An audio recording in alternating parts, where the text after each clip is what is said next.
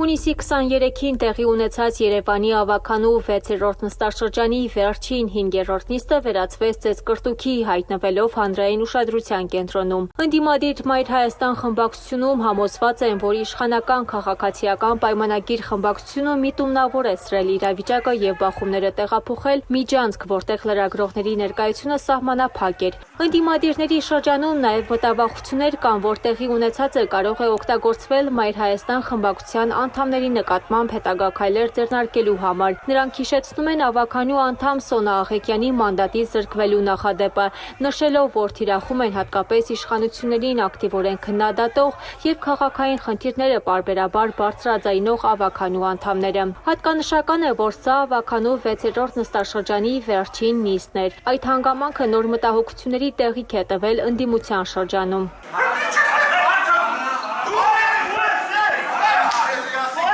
Մասնավորապես շրջանառվում են տեսակետներ, թե իշխող ուժը կարող է արտահերթ նիստ հրավիրել եւ կարգապահական կամ այլ մեխանիզմներով փորձել մանդատներից զրկել Մայր Հայաստան խմբակցության առանձին անդամների կամ նույնիսկ ամբողջ խմբակցությանը։ Այդ դեպքում սեպտեմբերի մեկնարկող նստաշրջանը կարող է անցնել առանց ավագանու հիմնական ընդդիմադիր ուժի լիարժեք մասնակցության։ Ինչ քայլեր է պատրաստվում ձեռնարկել իշխող քաղաքացիական պայմանագիր խմբակցությունը, արդյոք մինչև սեպտեմբեր նախատեսվում է արտահերթ նիստ հրավիրել եւ քննարկել Մայր Հայաստան խմբակցության անդամների մանդատների հարցը։ Արմլուրեյմի այս հարցին ի պատասխան քաղաքացիական պայմանագիր խմբակցության ղեկավար Արմեն Գալջյանը նշեց հետեւյալը.